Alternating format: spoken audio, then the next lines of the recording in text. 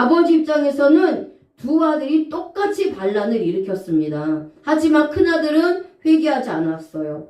자, 큰아들은 원죄에 대한 회개를 하지 않았다는 것입니다. 그런데 둘째 아들은 회개를 했습니다. 원죄에 대한 회개를 했다는 거예요. 그래서 아버지 집으로 돌아왔다는 것을 의미합니다.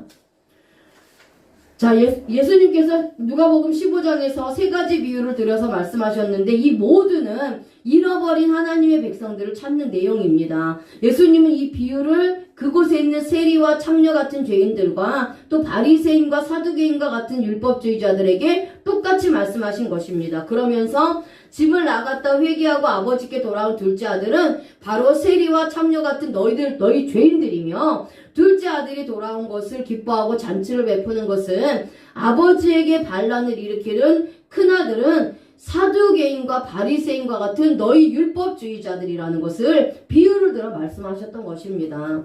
그래서 이 비유의 말씀을 들었을 때도 여전히 바리새인들과 사두개인들은 깨닫지 못해요. 듣지 못합니다. 그래서 회개하여 예수님을 믿지 않았지만 세리와 창녀들과 같은 죄인들은 복음을 깨닫고 회개해서 예수님을 믿고 구원받는 역사가 일어난 것입니다. 그렇다면 아버지의 품으로 돌아온 둘째 아들 이후의 삶은 어떠했을까요? 우리가 유추해 볼 수 있다라는 겁니다. 아버지 품으로 돌아온 둘째 아들은 다시 아버지의 아들로서 아버지가 주시는 모든 은혜와 복을 누리며 살아가게 되었습니다. 하지만 전과는 다른 삶입니다.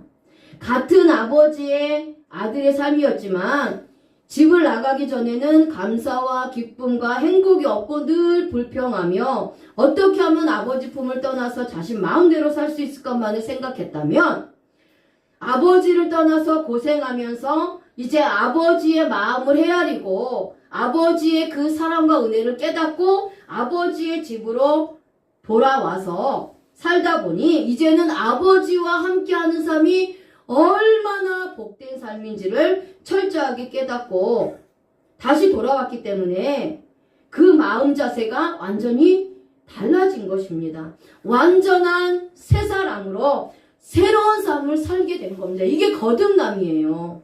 이게 거듭남입니다. 저와 여러분들이 과거에 어쨌든 예수님을 믿는 순간 저와 여러분들은 새로운 사람으로, 새 사람으로, 새 옷을 입은 자로 거듭난 자들입니다. 그렇기 때문에 새로운 삶을 살게 된 자로 삶이 바뀐 자입니다. 여전히 아버지께서 주시는 복과 사랑을 누리지만 아버지께 늘 감사하면서